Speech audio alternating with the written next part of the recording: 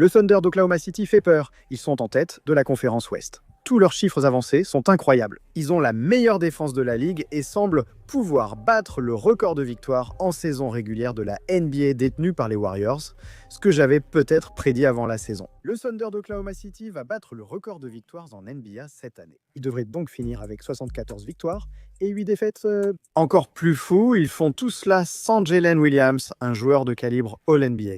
Et les choses, Bully, pourraient devenir encore plus effrayantes autour du Thunder pour le reste de la ligue après cette saison. Et c'est juste fou de penser qu'une équipe qui a été aussi bonne qu'eux pendant l'année écoulée. Avec quelques ajustements, ils pourraient encore progresser. Parlons d'abord de cette saison. Il faut savoir que c'est une défense historiquement excellente, comme l'an dernier.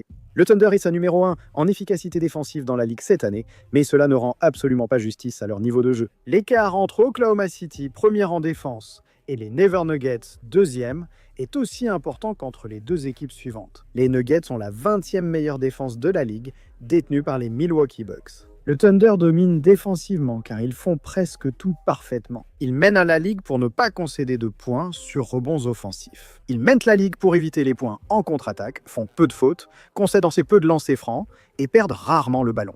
Équipe d'élite en défense, ils ont aussi l'une des 5 meilleures attaques de la ligue. C'est une équipe historiquement excellente, même sans Jalen Williams en début de saison. Shai Gilgeous-Alexander semble incroyable après sa saison de meilleur joueur. Il peut aussi se reposer pendant la moitié des derniers quart-temps cette année. On dirait qu'un match sur deux d'Oklahoma City se termine avec une telle avance qu'il n'a même pas à jouer au 4e quart-temps. Chet Holmgren a franchi un cap en l'absence de Jalen Williams. Leur effectif est très profond. Jay Mitchell est sorti de nulle part pour devenir aussi ce meneur incroyable pour eux. Et ils sont incontestablement, au moment où nous enregistrons, en supposant que Jalen Williams revienne et soit en bonne santé, les favoris pour remporter à nouveau le titre cette saison. Et même si nous le savions en début de saison, l'une des choses qui restait un peu en question était à quoi ressemblerait l'avenir du Thunder. On pourrait supposer que cette équipe a un avenir incroyable, avec le jeune noyau composé de Shai Gilgeous-Alexander, Jalen Williams et Chet Holmgren, et c'est exact. Cependant, ils ont aussi payé ces 3 joueurs une somme énorme pendant l'intersaison. Avec d'autres, nous avons fait des vidéos montrant comment cela pourrait limiter leur avenir. Vous avez de grands joueurs, vous voulez les payer. Mais la structure salariale de la NBA est telle qu'établie ces dernières années. La plupart des équipes de la Ligue sont très préoccupées à l'idée d'avoir 3 joueurs sous contrat maximum dans leur effectif, ce qui est sur le cas du Thunder. Car cela complique les choses, sans entrer dans les détails, pour bien construire l'effectif. Donc, on pouvait dire que l'année dernière et cette année étaient les meilleures versions du Thunder. Parce que des gars comme Lou Dort, Isaiah Hartenstein et Alex Caruso, qui sont relativement chers, vont devoir aller ailleurs pour que le Thunder puisse garder son noyau. 3 d'entre eux pointeux, plus Chet, Shai Gilgeous-Alexander et Jalen Williams. C'était une idée logique que partageaient beaucoup de gens. Même si c'est une simplification de la construction d'un effectif en NBA, c'est en grande partie vrai. Mais le Thunder avait une solution. Ils ont accumulé toutes sortes de choix de draft au cours des dernières saisons, même en ajoutant des joueurs via la draft comme Chet et Jalen Williams. Ils ont ajouté des éléments au fil des mouvements. Et la chose la plus importante, c'est que ça vous permet d'avoir des contrats de rookies à coût contrôlé dans votre effectif. C'est la principale façon de continuer à construire une équipe compétitive autour des 3 contrats max qu'ils ont dans leur effectif. Par exemple, quand on regarde leur feuille de paie, on voit les 3 gros contrats, mais on voit aussi des gars qui sont vraiment essentiels à leur rotation. Ils gagnent pratiquement rien comparé à la taille du plafond salarial en NBA. Et c'est à peu près la seule façon, dans la NBA moderne, de construire une équipe profonde tout en ayant la puissance des stars au sommet, comme le font le Thunder. Il faut s'assurer non seulement de drafter de bons joueurs, mais aussi qu'ils remplissent un rôle et contribuent immédiatement, pendant qu'ils sont sous ces petits contrats de rookie. Et le Thunder, même si on peut être inquiet pour un joueur, le montant total versé à ces gars reste raisonnable. Mais il y a 2 problèmes au potentiel de blessure avec quelqu'un comme Chet. Et puis on voit aussi Jalen Williams commencer la saison blessé cette année. La meilleure façon de lutter contre cela est d'avoir tous ces choix de draft, ce que le Thunder a parfaitement réussi. Et en début de saison, on savait tout ça. On savait qu'Oklahoma City allait être bon. On savait qu'ils avaient 3 énormes contrats dans leur effectif et on savait qu'ils avaient des choix de draft pour potentiellement continuer à ajouter de la profondeur. Mais cela mettrait beaucoup de pression sur leur capacité à bien drafter.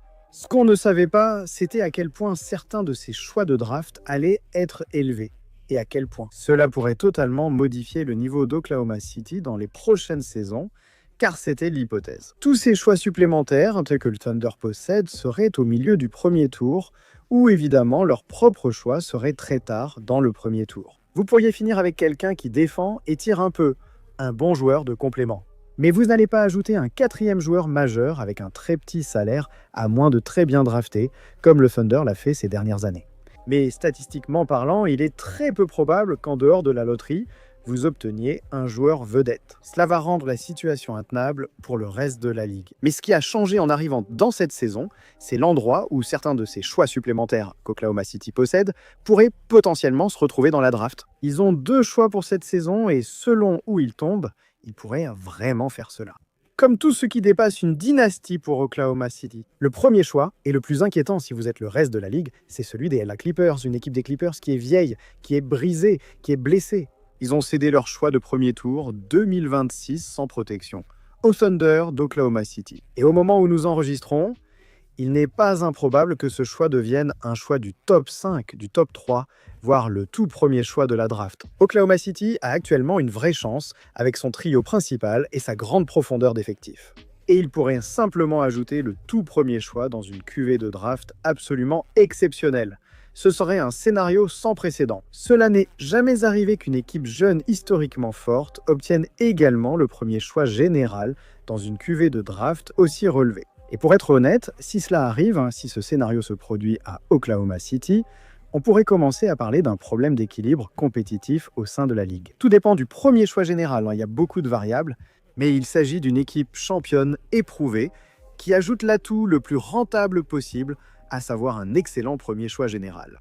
Cela les aide aussi plus que n'importe quelle autre équipe parce qu'ils ont ces énormes contrats et ils vont compter plus que n'importe quelle autre équipe de la ligue. Avec des atouts à coût maîtrisés, un scénario incroyable se déroule. L'argument inverse dirait que les Clippers n'ont aucune raison d'échouer. Ils ont constitué un effectif censé être compétitif au fil de la saison. Contrairement à d'autres équipes qui ont intérêt à perdre, comme Washington, Indiana, les Nets ou Dallas. Probablement sur le point d'entrer dans la discussion, les Clippers devraient logiquement sortir de ce début de saison lent car ils n'ont pas leur choix de draft. Ils n'ont aucune raison d'être mauvais, contrairement à d'autres équipes qui perdront exprès. Peu importe s'ils ont une chance d'obtenir un des 3 premiers choix dans une classe très relevée. Avec l'égalisation des probabilités à la loterie, Dallas est passé de la 11e à la première place l'an dernier et Oklahoma City garde ses chances. Ici, obtenir un choix dans le top 3 ou 5 effraie le reste de la ligue. Et ce n'est pas le seul choix élevé qu'ils pourraient éventuellement ajouter ici, parce que l'autre choix auquel ils ont accès, en dehors du leur cette saison, c'est celui du Utah Jazz. Cela peut sembler plus effrayant que le choix des Clippers, mais heureusement, il est protégé top 8. Si le choix d'Utah est dans le top 8, Oklahoma City ne l'aura pas et il ne sera pas reporté. Si Oklahoma City ne l'obtient pas cette année, il disparaît. L'obligation est éteinte, ils n'ont plus à s'en occuper. Mais il existe toujours un scénario où Utah est meilleur que ce que l'on attend. Ou alors, ils ont de la malchance à la loterie, comme cela a souvent été le cas ces dernières saisons. Et le Thunder ajoute un choix du top 10 dans cette cuvée, 9e ou 10e au total. Et encore une fois, une cuvée très relevée. Drôle, ils n'ont ce choix que parce que le Jazz a transféré Derek Favors au Thunder d'Oklahoma City pour alléger sa masse salariale. C'est fou de peut-être changer ça en 9e choix d'une excellente draft. Je ne peux pas assez insister sur la façon dont cette situation pourrait parfaitement convenir à Oklahoma City. Une équipe chère, mais plus qu'une prétendante confirmée au titre, elle est clairement au-dessus. Une équipe qui a remporté un titre et qui continue d'être un véritable mastodonte pendant la saison régulière. Ils détruisent des équipes soir après soir. Ils doivent seulement obtenir ces atouts à coût maîtrisé pour poursuivre cette lancée et justifier le salaire élevé de ces 3 gars. C'est sans doute ce que vous souhaiteriez le plus actuellement en tant que fan de l'Oklahoma City Thunder. Dans le front office, il s'agit de continuer à obtenir et transformer ces choix supplémentaires en choix élevés. Des gars qui vont réellement aider leur équipe et qui seront sous contrôle financier pendant 4 saisons. Et si cela arrive, il y a un scénario ici où Oklahoma City se retrouve avec le premier choix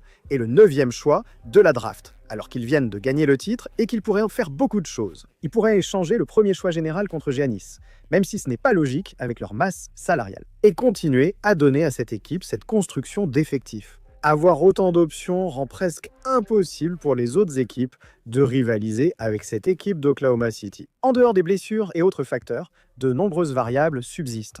C'est le début de la saison, impossible de prévoir l'issue de ces choix. Le Thunder pourrait finir avec, disons, le 13e choix de la draft, et ensuite ne pas obtenir le choix du Jazz. Et ça pourrait ne pas être si grave que ça. Le simple fait que cela soit possible est terrifiant pour le reste de la ligue.